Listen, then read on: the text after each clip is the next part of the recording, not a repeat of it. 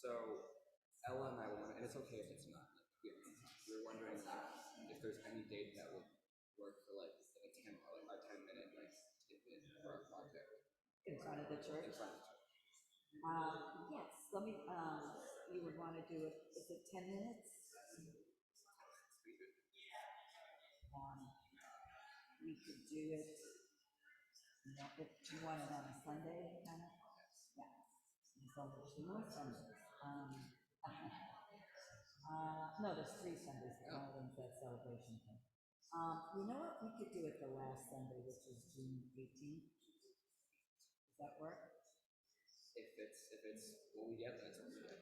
Yeah, because there's really no other one. The next Sunday. June 18th. That's after I get out of school. Oh, so next Sunday, you know, you could do it after the annual meeting. People would start. How's that? That would be next Sunday. See, the service next Sunday is only 30 minutes long, so I can put something else in. So would it be between the annual meeting and the service? It could be between the annual meeting and the service. Yep, it could. We could do that. Yep. The annual meeting starts at 9:30. That's next Sunday. Yeah. 10? No, it'd be 9:45.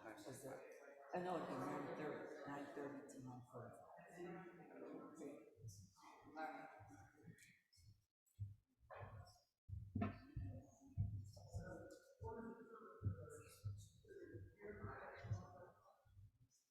Let's enter into the spirit of worship.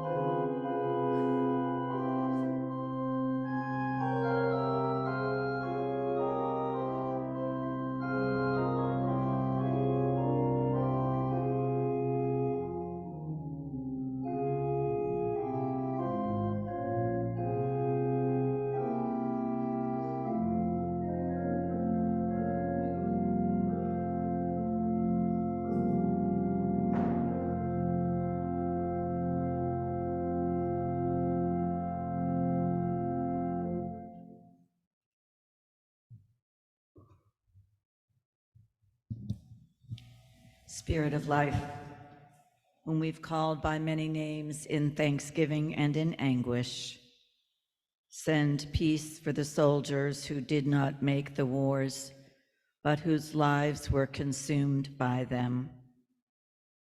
Let strong trees grow above graves far from home. Breathe through the arms of their branches. The earth swallows their tears while the dead sing, "No more, never again, remember me." For the wounded ones and those who received them back, let there be someone ready when the memories start to flow, when the scars pull and the buried metal moves. Give us all courage to answer the cry of humanity's pain, and with our bare hands, out of our full hearts, with all of our intelligence, let us once and for all, my friends, create peace on earth. Come, let's worship together. Please rise and body your spirit. Our first hymn is in your gray hymnal. It is Abide With Me, number 101. Please rise.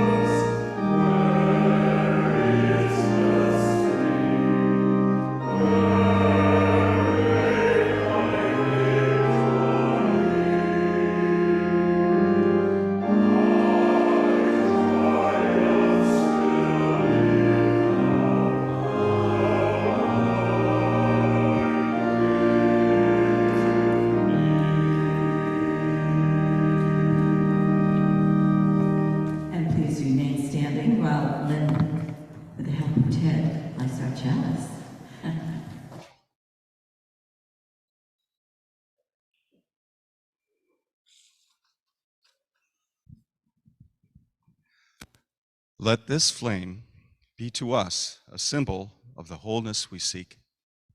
Its brightness dispelling gloom, lighting the path to faith and hope. Its glow reminding us of the sacred bonds that link us to all living things. Its radiance calling us to cast the light of freedom, justice, and peace upon all the world.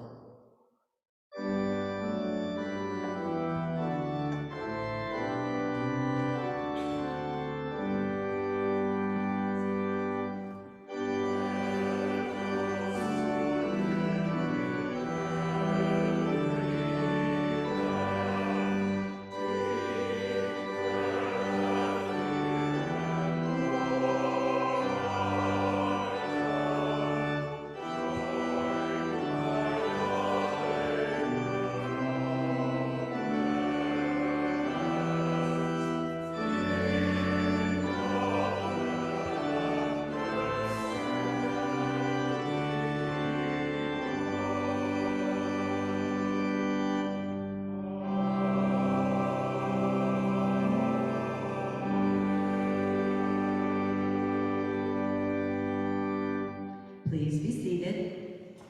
Good morning. You are indeed a hearty little remnant out here. Thank you for coming to church today.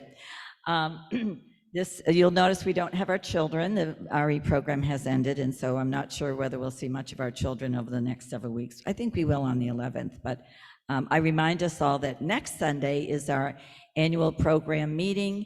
Worship begins at 9. It's 30 minutes long, and the annual meeting will begin at 9:45. And Jim Hamilton has an announcement about, I guess you can guess.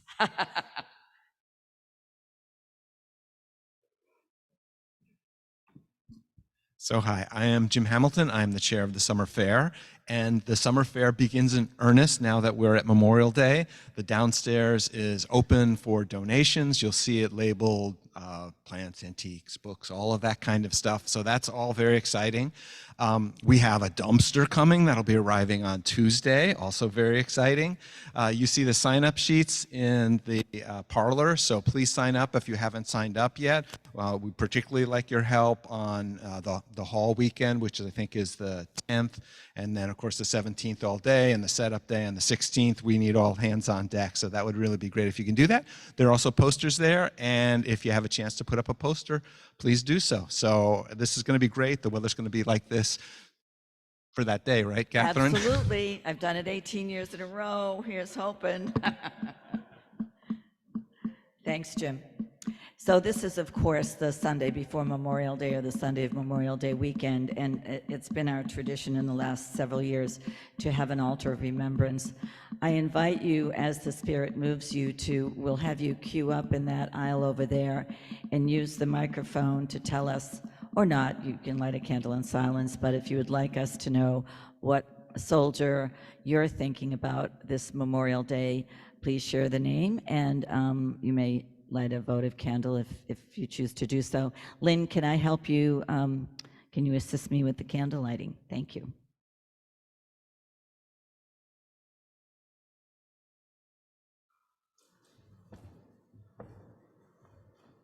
I'll give them the microphone. Just like that.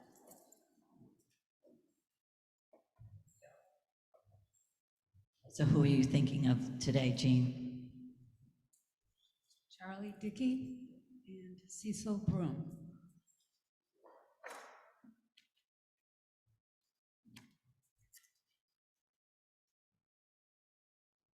Thinking of my dad, George Baird, in the Korean War, and his older brother, Charles Baird, who was at one point Undersecretary of Navy, and he was in World War II. And my grandfather, who was in World War I.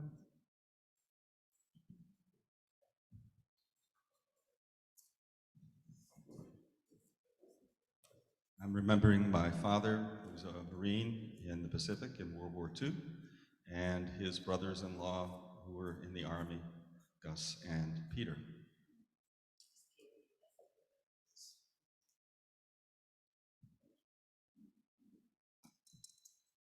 I'm remembering my father-in-law, Graham Peary Mitchell, who was in World War II, and my dad, who was in the Dutch Royal Military Police.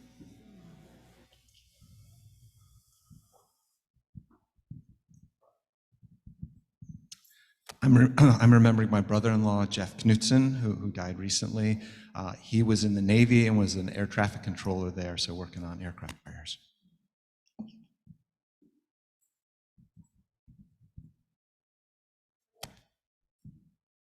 I'm remembering my dad, Staff Sergeant Fred Fowler, who was in World War II, and 4 of my uncles, also in World War II, and my father-in-law as well.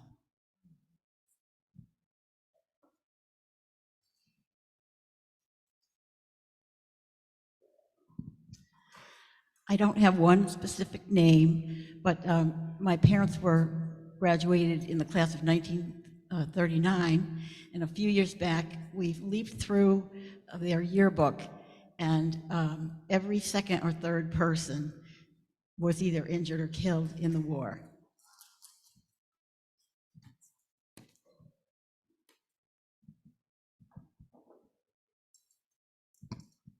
Sergeant Paul Gardner, who served in France in World War I, my dad.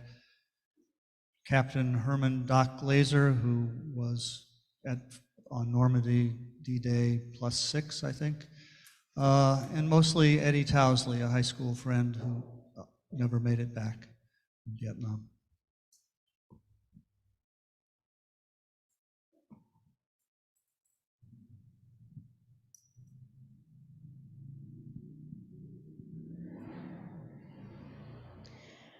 I'm remembering my father, World War I.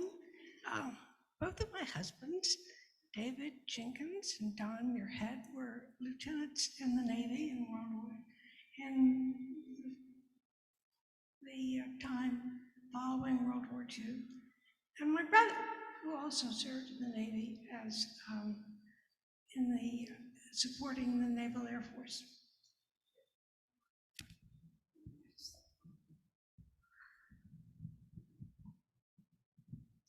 Hi, my father and his 3 brothers all served in World War II. I honor all those individuals, but today I honor my Uncle Ray, who at 18 died at Iwo Jima.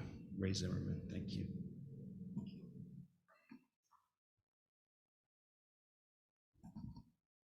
Today, I'm remembering someone that I just had never known, but he was my father's cousin, and he was 19 and perished in the Pacific Ocean during World War II. His remains were never recovered. And I don't know, I think I'm the last living relative that remembers him. So.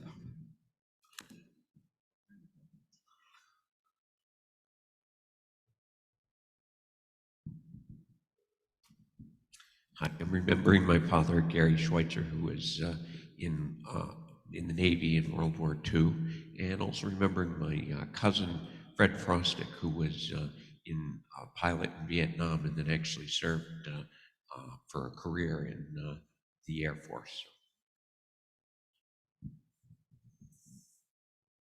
Got up here and now I'm realizing I was probably supposed to remember a soldier, but somebody else was on my mind.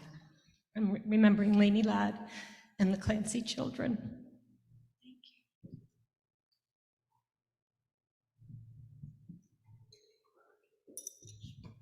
you. Good morning, everyone. This is from my dad, who went to Texas A&M and served in the Navy in Hawaii, and my sister was cleaning out some of her clutter in her house and found all kinds of letters from my dad from Hawaii at that time. And it was pretty neat to read them. Anyway, that's it. Thanks.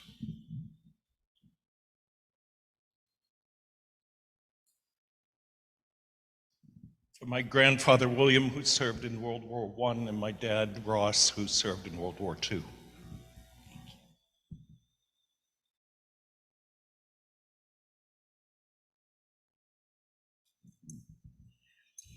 I'd like to remember 3 generations. My great uncle Jim fought in World War I, and he came back what I realize now was a broken man. He never married. He was something of the brunt of jokes in the family for driving his tractor to town. But in retrospect, I realize that his war experiences had a terrible cost for him. My parents' generation, my father had 7 brothers, and my mother had a couple of brothers, and they all served in World War II. And we had representatives at Pearl Harbor, Battle of the Bulge, and all kinds of. I had an uncle in China, in the Marines, so we had quite a few men in service in that period.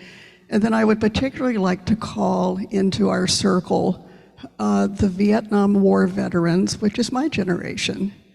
And even the costs for for those that were called to serve, that were drafted, are still ongoing, and at least now are starting to be acknowledged, because when they came back, they were not welcomed back after their service.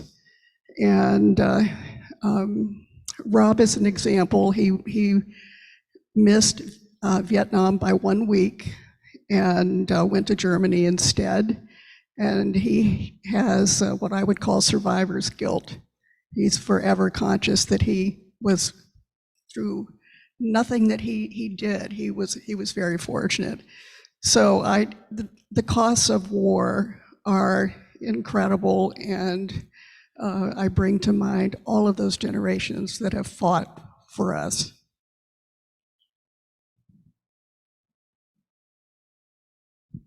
This morning, in deep appreciation, I'm remembering my Uncle Basil and my 2 cousins who were in the Second World War.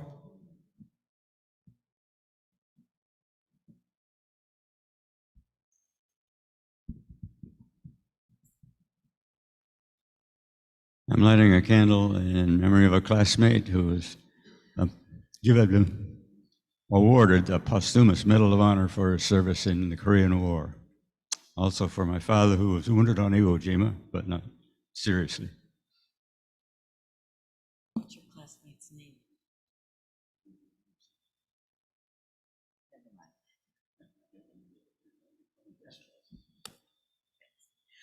I'm remembering a family with many generations who have served this country from the Spanish-American War, my great-grandfather, down through the Iraq War, my son.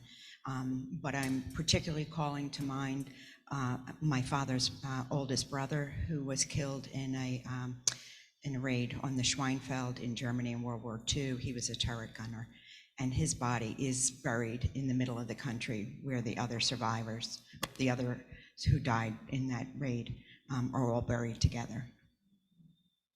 Thank you.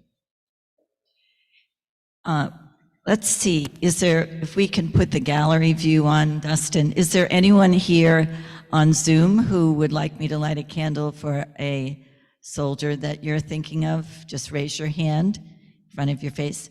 Marguerite, and then unmute yourself, unmute your screen, and I will have Lynn light the candle for you. Yes. Yeah, I'd like to remember my father, Henry Lensert, who was in the First and Second World War, and my brother, Pete Lensert, who died recently, and he was in the Vietnam War, and he was a Marine. Thank you. Thank you, Marguerite. So we'll light a candle for both of those folks. Anyone else? As I say, if you're on Zoom, just put your hand in front of your face and we'll be happy to light a candle. Looks like there are no others. So I invite us all to turn to, Lynn. I'd like to remember 2 fallen comrades. One is Captain Philip Waters in the Vietnam War, 35 W30 on the wall. And the next is our local young man, my daughter's playmate, Tim Steele. Thank you. We're actually going to talk a little about Tim today. So while I try to blow this out, I invite you to turn to 720 in your hymnal, and we will read this responsive reading together.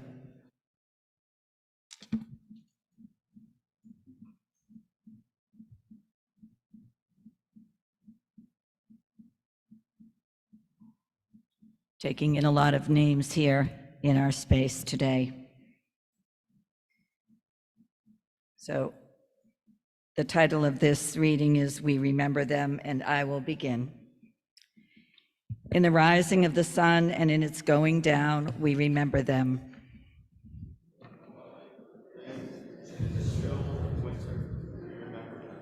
In the opening of buds and in the rebirth of spring, we remember them.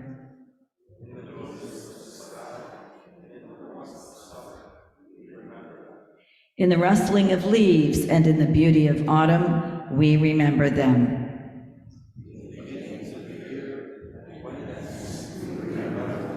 When we are weary and in need of strength, we remember them.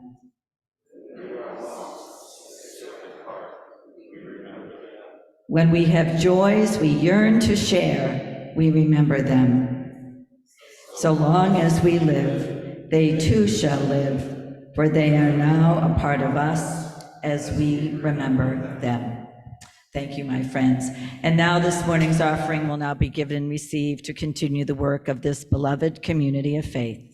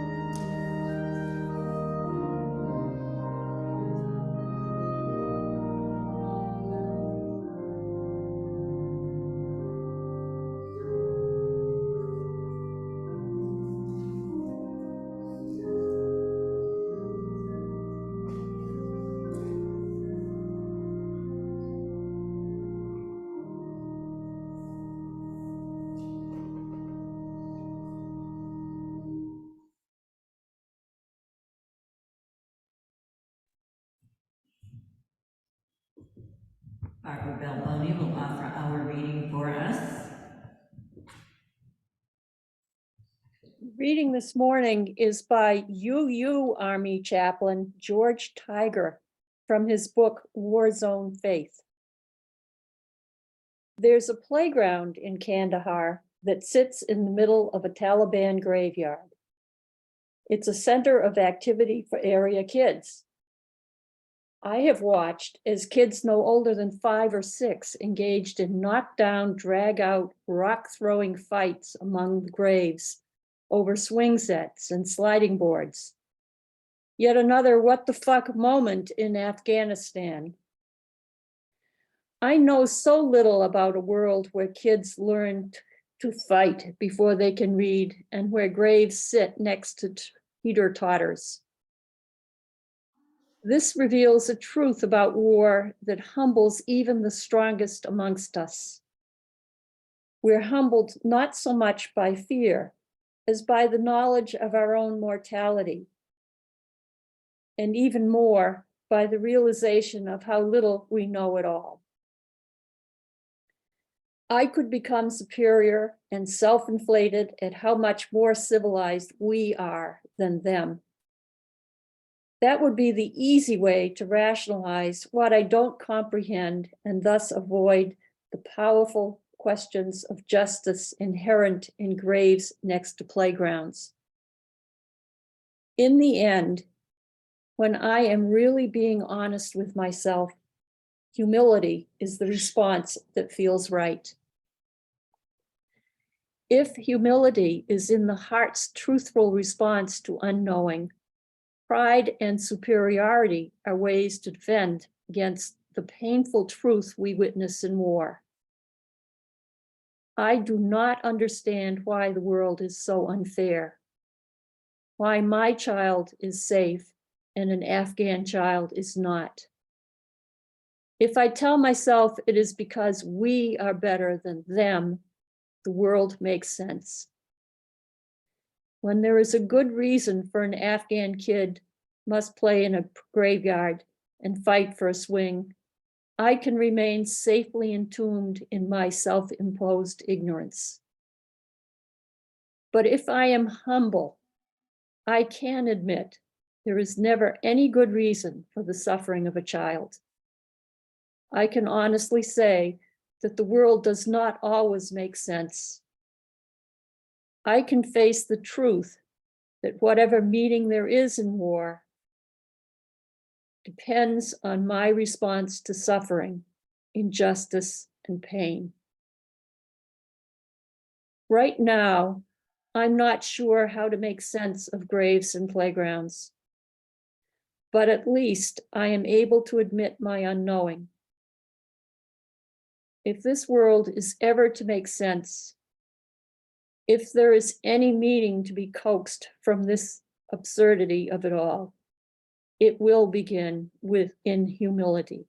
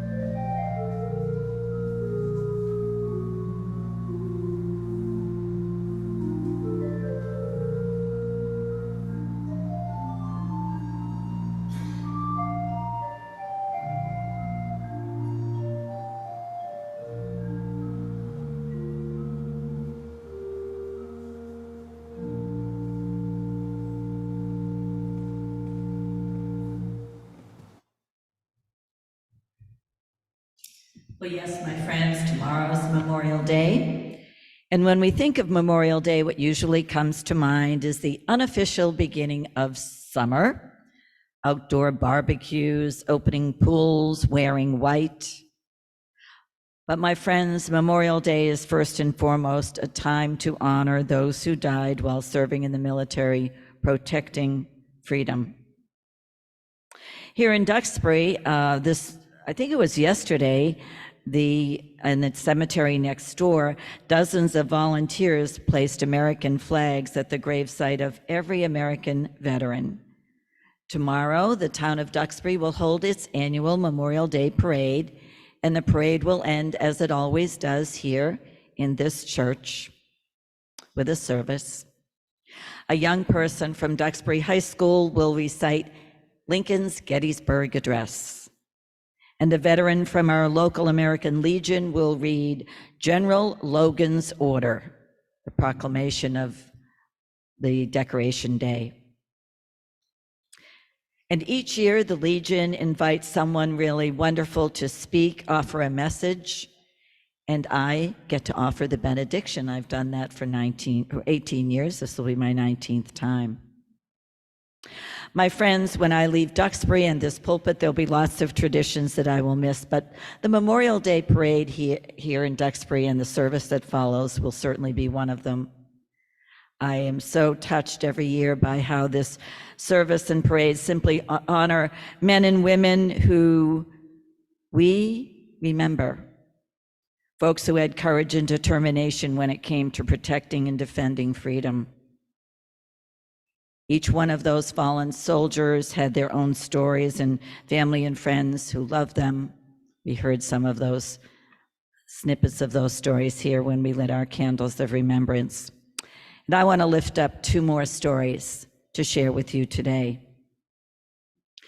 Several years ago, in anticipation of the 10th anniversary of 9/11, in late August, a small group of us gathered around our table there in the parlor.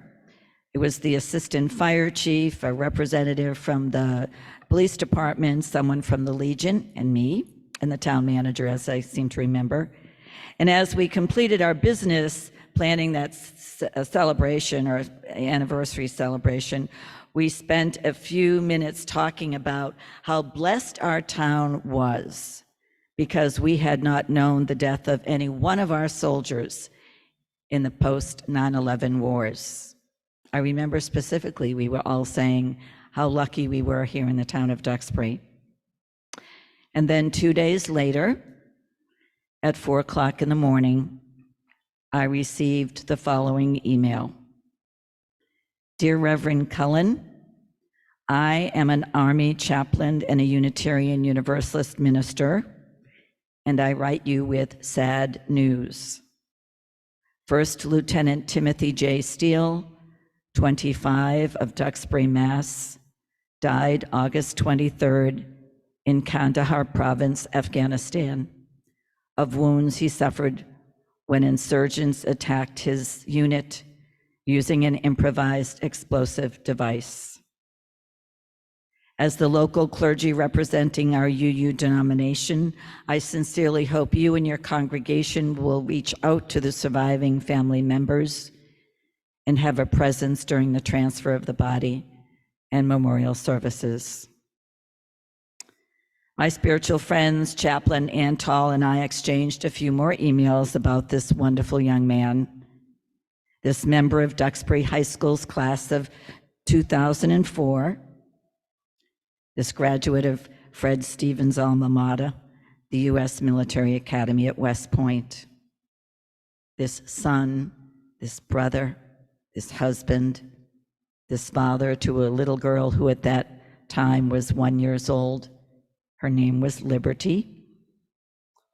This young soldier who had lost his life serving his country in Afghanistan, fighting for freedom in a land where the playgrounds for children have indeed graves next to teeter-totters. My friends, I believe that this is part of the work for us this weekend, to remember them. each and every one of them who made the ultimate sacrifice, who paid the ultimate price, so that you and I and our wonderful Afghan refugee family with their 6 children now living in our parsonage, so that we can all continue to enjoy barbecues and parades and swimming pools and this great American experiment of democratic freedom. So I was thinking that this Memorial Day, as I stand out there on those steps, welcoming folks into the sanctuary at the end of the parade, I'll look over at the church parsonage and remember one local boy named Tim. And I'll remember the sacrifice that he and thousands like him made for freedom. And there's one more special young soldier I'm remembering this year. My late husband, David, was a Marine during the Vietnam War, and every time we traveled to Washington, D.C. to visit his sister, David would make sure that we visited the Vietnam Wall. The drill was always the same. We would go look up the location of the name of Corporal Carlos Alberto Marcano, a 19-year-old Marine from Spanish Harlem, and a member of the platoon that David commanded, and the first casualty of that platoon. We would find the location of Marcano's name, and then we'd make our way over to the wall, and I'd watch, and as Becky got older, she would watch also, as David would gently trace his fingers over Marcano's name. And there were always tears in his eyes. You see, in a very short period of time, David had come to love this young Marine from Spanish Harlem. Apparently, over and over again, David would give Carlos these pep talks. Carlos' family had only recently come to New York from Puerto Rico. None of them were educated. None of them had ever gone to college. But David thought this kid was bright and had so much potential. And he would tell Carlos over and over again how when he returned from Vietnam and his time in the Marines was up, Carlos needed to go to college. David saw a great future for Corporal Marcano. But late one night, in the thick jungles of Quang Tri, Vietnam, Corporal Marcano accidentally wandered outside the perimeter. Trying to make his way back in the dark, he couldn't remember the password. Mistaking him for the enemy, the Marine guards on duty fired, and young Carlos Marcano was dead.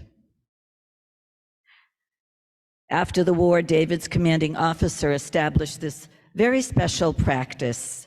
For each of the Marines in his command who had died in Vietnam, he had a beautiful hand-painted plaque made, and he personally would deliver the plaque to a family member of the departed Marine. Well, some 25 years after the war, David and I attended a Marine reunion in Houston at one point. And during the course of the evening, David's former commanding officer came over to David and handed him a plaque and said, "The only family I could never find in all these years was the family of this Marine, Corporal Carlos Marcano. So Captain Cutler, it's your turn to try to find a relative for Carlos Marcano."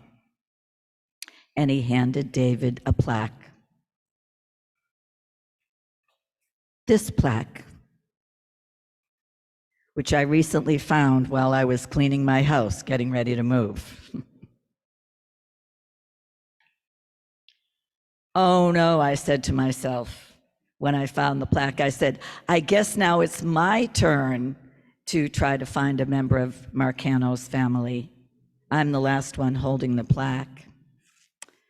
And I immediately turned over the assignment to my oldest son, Jonathan, who's really good at that sort of thing. And David had tried to find Marcano's family, but the internet wasn't as sophisticated as it is now. So just last week, after only a couple of weeks of exploration, my son John had several conversations in Spanish. Thank God John is literate in Spanish, with one of Carlos' cousins who lives with his family in Chile. And he learned more about Carlos's family. He discovered this photo.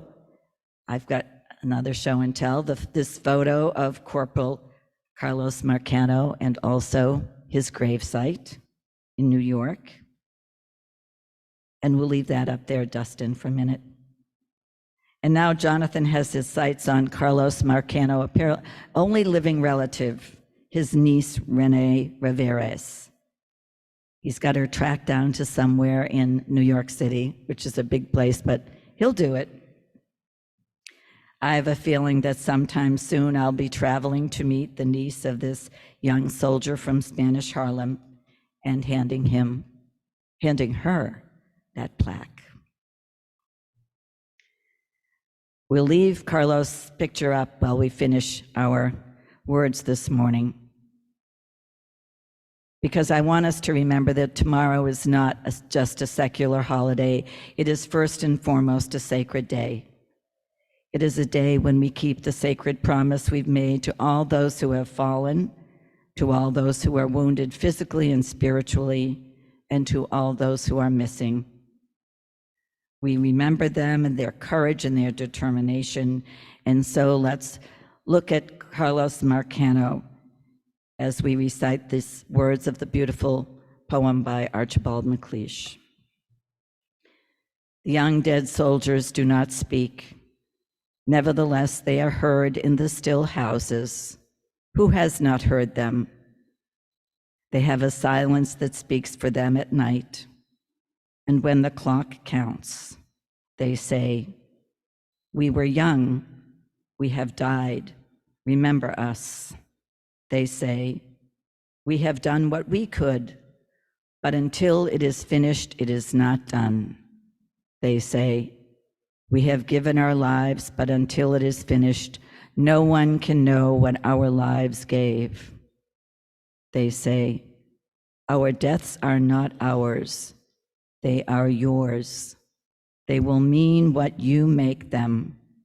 They say, "Whether our lives and our deaths were for peace and a new hope, or for nothing, we cannot say. It is you who must say this. We leave you our deaths, give them their meaning. We were young," they say. "We have died. Remember us." May it be so. Amen. And I will do my best to get that plaque into the hands of Carlos Marcano's niece. Please rise and body your spirit. And our last hymn is the insert, America the Beautiful. Please rise.